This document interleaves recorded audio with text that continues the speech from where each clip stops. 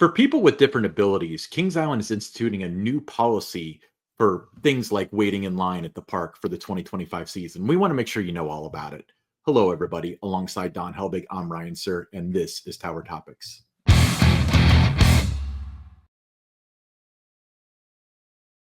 Tower Topics is a podcast by Kings Island fans for Kings Island fans, because that's who we are, and that's who we care about.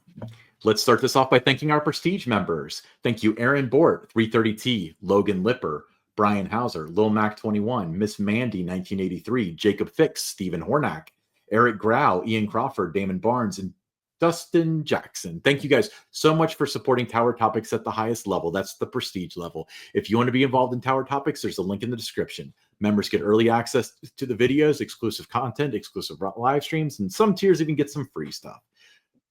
So Don, let's preface this by saying we're going to handle this in the best way possible. There's always like nuances around language and stuff like that, and we want to let you know that this is all we're trying to take like a holistic approach at it, an outsider looking in. So this is rather controversial. It seems that when it affects people, they seem to be against it. If it doesn't, they seem to be really, really for it. So if there's any like speech gaffes or anything like that, please know it's not intentional and we're not trying to do anything different. But let's talk about this whole policy. Yeah, well, Kings Island, a new disability pass process is going to be in place this year. To obtain disability access, guests need to register at the International Board of Credentialing and Continuing Education Standards website. So you just can't show up at the park and expect to be able to get those the green sheets and that anymore. That you're going to have to do it in advance of your visit. Right. So Kings Island and the old Cedar Fair parks used to allow guests to visit Kings Island, explain their disability to the people at guest services. They would determine what the best accommodation for it is, and then give them what'd you say it was the green sheet? I think that's what they call it. And in some instances, you like wouldn't have to stand in line or get a return time or whatever was the best accommodating for you. Yeah. So they would instead present their disability pass to the ride host, and based on a ride's wait time, they would be given a time to return to the attraction at the exit area. Yeah. So before the merger, Six Flags was kind of on board with like Universal Studios. And essentially what this is you have to get this third party verification, like facilitator prior to asking for the accommodations. Yeah. And now all the legacy Cedar Fair parks, Kings Island being one of them, they've been implemented into this program for the 2025 season. Yeah. So if this does affect you or your family or your loved ones, of course, you can obtain disability access through the International Board of Crediting and Continuing Education Standards. And that's their website. I'm going to go ahead and put a banner up for it, and we will put a link in the description, but it is accessibilitycard.com. Here's another thing, though. But after registering on the website, I want to get this right, Don. It's accessibilitycard.org. That's right. Okay. So but after you register on the website, you're going to need a doctor's note. It's going to have to be submitted explaining the requested accommodations. Yeah, exactly. Once submitted and reviewed by the website, the board will provide guests with a digital card that they will show to guest services. This is when the disability access pass is granted. And as we know, disability is not always physical, in appearance, and each individual, they're going to require unique special accommodations. So again, you just need to, get that doctor's note, follow the process, and you shouldn't have any problems. Yeah. The old method did not require a doctor's note. No, but it's meant to streamline, and provide credentialed approval to avoid, kind of abuse of the system. And let's be honest, there was abuse of the system anywhere. We're just not talking, Kings Island. We're talking anywhere. There is some of that abuse, and that hurts the people that actually need, that kind of access when you have those kind of things. But, we did ask for some feedback on the new disability access on our X, which is Tower_Topics. And, here's what some of the people had to say about it. Yeah. So the responses were overwhelmingly positive for that. So Ki Cake said, I think it's a very good idea. They made it too easy in the past, and I've spoken to guests that took advantage of it. Yeah, I mean, the thing that I hate about this is that there are people that take advantage of it, but the people that really need it look bad because of those people. You know, I want Kings Island, I want all theme parks to be enjoyed by all people. I want everybody to be included. And that's just like it's a dark mark on it. But Zach Stammen said, good change. I just hope they advertise this so nobody who needs to get it gets to the park and is surprised it's a completely different process. That is a huge, huge fear of mine. That's going to be important that Kings Island communicate this. You can't do it with just the simple social media post and, oh, it's on our website. You have to get the news media to do kind of a standalone story about this. And you can't wait until, 2 or 3 days before the season starts to do it.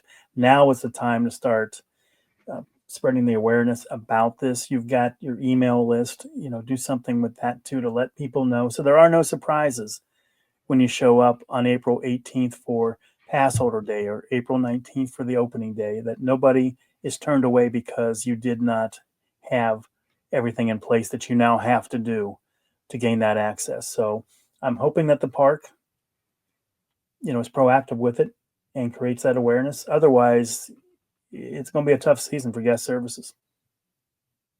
I can just see the headlines of a mother with a 5-year-old child who's neurodivergent wasn't able to get the accommodation they got last year because of this new policy from not being in front of it. Where they would absolutely qualify for it, but they can't go through all these steps, on their iPhone standing outside of guest services. So that's my biggest fear with that. And I think there's a certain amount of hours in advance you have to do it too. I mean, for all these things, definitely check out that website. Once again, it's accessibilitycard.org for all the details and for the latest up-to-date stuff. Don and I are clearly not experts on this. This is more of an information campaign. So if this does affect you or your loved ones, that you can get ahead of it, especially being as loyal of park fans as would listen to a Kings Island podcast 3 times a week. So we really want to make sure that you have this information. NYL said, all theme parks should implement something like this. I know many people openly take advantage of disability access. They don't even try to hide it anymore. Say, this is what I'm talking about. Mm-hmm. Because if this person, and this is not a rag on the person who tweeted this, because I feel like a lot of people feel that way. If they see somebody with the green sheet who's not in a wheelchair, they're going to assume that they're taking advantage of the system because it's so easy to take advantage of the system. That's not fair to them, Nope. So I'm kind of on board with that too. But once again, we want to make sure you have all the information. Accessibilitycard.org. You have to register in advance, and then you have to show up at guest services with the doctor's note. The vast majority that I've seen have been in favor of this, thinking it's a good idea. There's a lot of theme park goers that are used to this system because, they visited the legacy Six Flags parks. They've gone to Universal. Mm-hmm. So to them, it's nothing new. And it's something that they were hoping that would be implemented into the legacy Cedar Fair park. So, it's here, but again, it's all going to come down to how well the park communicates this to make sure that, it's not a surprise. There's always going to be somebody that's surprised by it, but I mean, that you try to minimize that. And it's not, something that is going to be hard on guest services to have to deal with, especially on that opening weekend. And the best way to do that is not to try to just mix it in with a bunch of other messaging. Make it a standalone story. It's not that hard to get that out there. If you were to send out, just notify the media, hey, we have a change in our policy here. Here's what it is now. They'll happily run that story for you. Right. Yeah. And you'll get a few people that are negative about it, who it does affect. It does create hurdles and stuff. But I think the overall good is going to be there so long as you communicate it out. Exactly. Speaking of communicating from the park, I did reach out to the park spokesperson Chad Showalter, and this is what he had to say.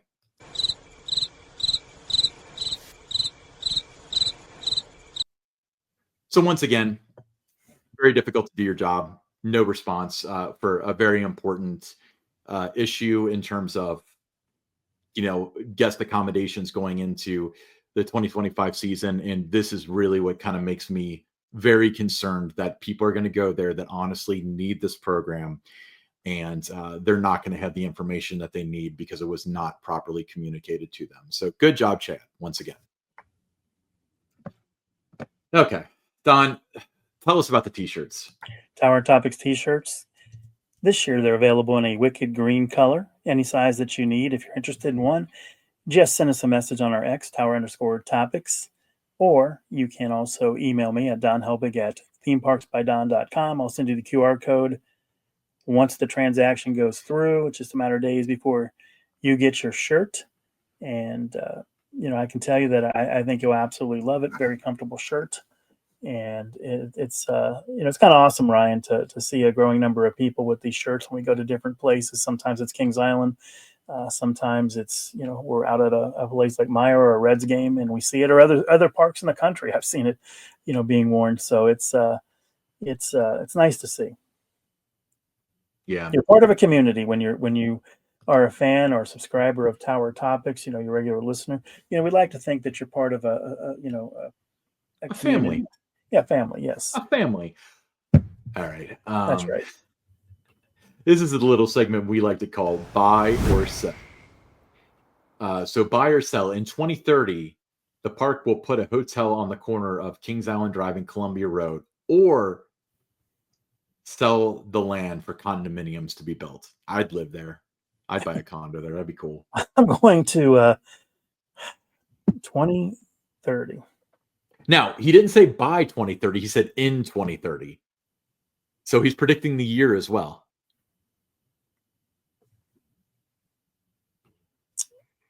There could definitely be a hotel built in that area that they're talking Sure. about. I mean, there's a space there to do it. I think of like the Marriott that is across the road from Carowinds.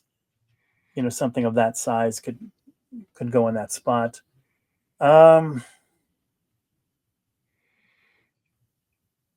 I'm actually going to buy this. Are you? I am going to buy this, that there'll be a hotel there, because I think, they know that there's definitely a need for that. And you'll get, it might be a way to get, some extended visits from people. They might come for 3 or 4 days instead of just 1 or 2, if you've got something right there on property like that.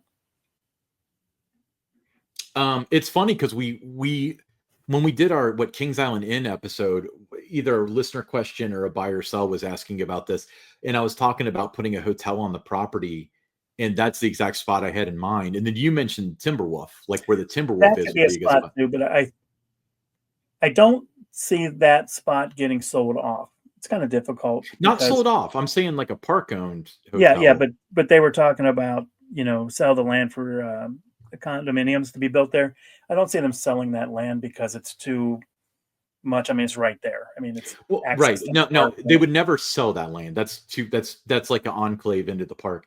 But his specific question is the park will put a hotel on the corner. I can see that. Yes. I would not, it would not surprise me if there was a hotel there. So, and I pointed this out every time. If you look at Cedar Fair in the past, let's look at Six Flags. Anytime that they're in any kind of financial stability, they start building hotels. How many towers has Breakers built? Like 50. They spend $100 million adding another because they sell them out. It's hard to get a room at Breakers. At Kings Island, they could put a 300-room hotel. They could have it sold out 3 months out of the year. I'm sure it could be open year-round. I mean, other hotels are. I'm buying. I don't know by 2030. That's a little soon. It's 2025 as of this recording. But I would say by 2040, I'd be surprised if you'd have to know by 2028 that you were doing that. Can you build a hotel in 2 years, though? I think you can. They're building a Hilton Garden Inn here, and I feel like they've been building it for a decade. But then again, maybe it was 2 years. I just look at how quick the one by Carowinds went up. Right across the road there. It didn't take 3 or 4 years to do that. So I think you could, if you knew you were ready to break ground in early 2028, I think you could get it done. Sure. All right. Let's look at some Six Flags headline news.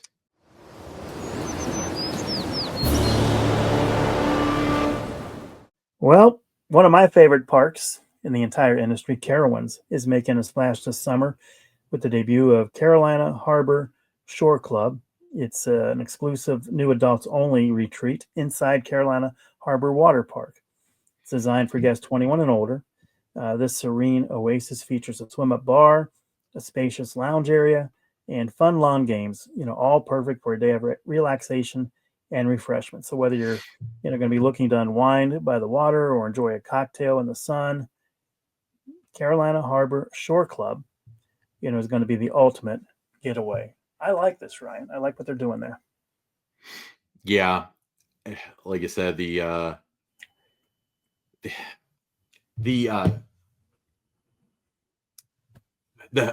water park years always do well. For such a simple statement, I really had to grind those gears, didn't I? The water park years always do well. That's why this will probably be a pretty successful year. This wasn't something that anybody was, expecting even, 6-7 months ago, so it's a kind of a, nice present for the pass holders for 2025 that you're getting this. Right. Did they, they're doing like a Camp Snoopy thing too, right? Yeah. Some new attractions at Camp Snoopy. Oh my gosh. Their kids area, it's phenomenal. To me, it is amazing how good it is and how few people, talk about it. Now, it finally did get some recognition last year. It finished number 4 in the Golden Ticket Awards for Best Kids Area. But it's spectacular. And I think anyone that goes to Carowinds and you got some young kids, you're going to love the kids area. Yeah, I haven't been to Carowinds, admittingly, but I have been to King's Dominion, and theirs is beautiful too. So lots of competition out there. All right, we'll be right back with the listener questions.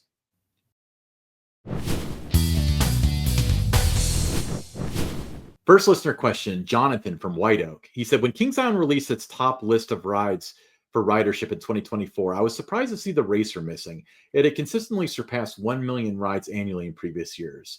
Were you surprised by its drop in popularity? Do you think running only one side for much of the day played a role? Don, you're the Racer guy. I don't think it dropped in popularity at all. I spent a lot of time at the Racer this year, 30 plus visits. I think what happened there is they didn't know how that got calculated. Mm-hmm. When from 1972 through 2022, when you were talking about ridership, the name of the ride being singular, the Racer, both sides were counted to get that ride total. So like in 1976, when it gave 3.6 million rides, that was both sides together, making up that number. It wasn't one side did 3.6 million rides. So I think what happened is when they get the report that shows ridership, and it has 2 listings, it says Racer North, Racer South, and one of them might have had like 585,000 rides. The other one might have had 618,000 rides, and they just didn't add those 2 numbers together, and it didn't catch as a ride that gave over 1 million rides this year. But you have to add those up. So maybe they just decided to change the rules. 52 years in. I don't know. But from 1972 to 2022, it was always counted together as one for the ridership total. So I think that's where they missed the mark and why it wasn't on that list of the rides that gave the most rides in 2024. And it's running better than it has since the early 90s, you said. So since 1990. Give it a whirl. All right. Next question, Regina from Cincinnati, as my grandma would say. She said, question for Don. During your time at Kings Island, you had many highlights and accomplished to be proud of. But what about disappointments? Looking back, what would you say was your biggest disappointment? I want to hear your answer, and I have something in mind too, and you're going to laugh. Biggest disappointment. My years working at Kings Island. So 17 seasons, 2007, 2023. I'm going to go with Diamondback not winning the Golden Ticket Award in 2009 because I think everything was in place for that to happen. Prowler from Worlds of Fun won the Golden Ticket that year, but not by a wide margin.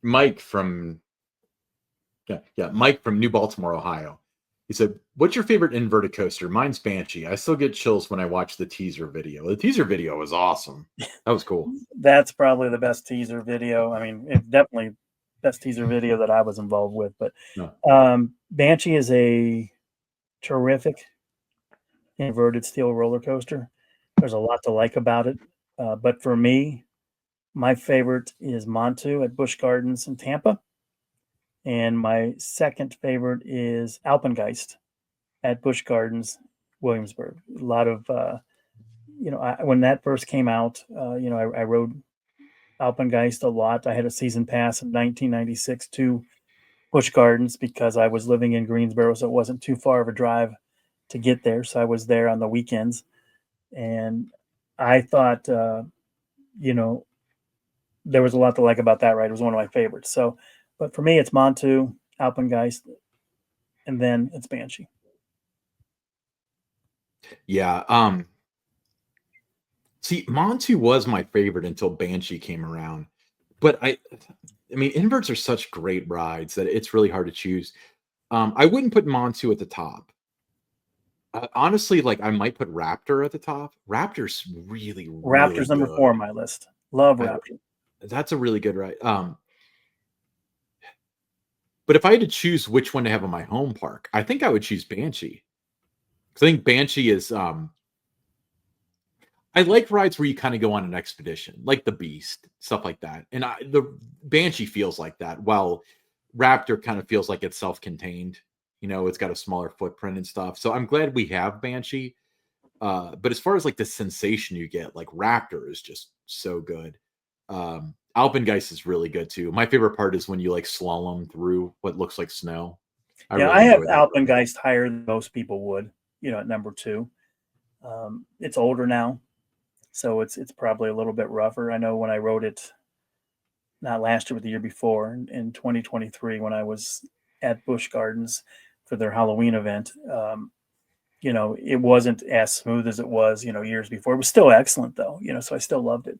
But you really can't go wrong with any of those. I mean, Banshee it's the longest, out there. So I think 4,124 feet. So it's the longest, but there's a lot to like about all of them. I think that first drop on Banshee is excellent. And there's some other elements of it, when you go over, the lift hill, that interacts right there with that loop there, interacting with the lift. I mean, there's a lot of elements about it that, can kind of help separate it from some others.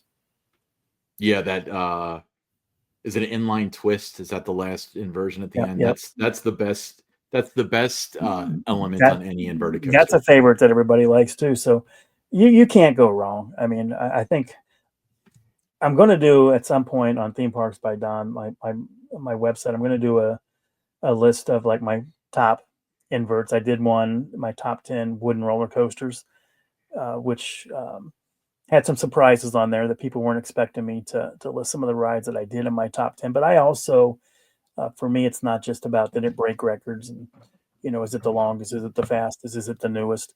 It's also about, the nostalgia, the history. I consider all of those kind of things in it when I'm riding a coaster.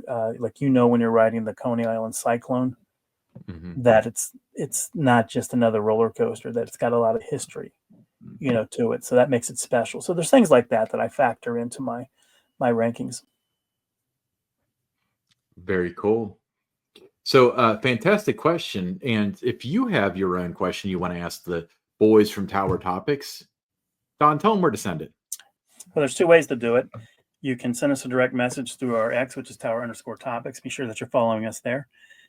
Or you can just simply send me an email at donhelbig@themeparksbydon.com. Just put in the subject line, question for TT, and, add it to the group of questions that, we'll use on the show. And if you've listened to Tower Topics since its inception, you'll see that, no question is off limits or out of bounds. We'll answer anything.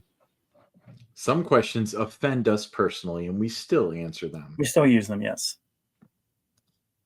Cool. Hey, fantastic. We'd love to hear your questions. I'm Ryan Sir, along with Don Helbig, and this is Tower Topics.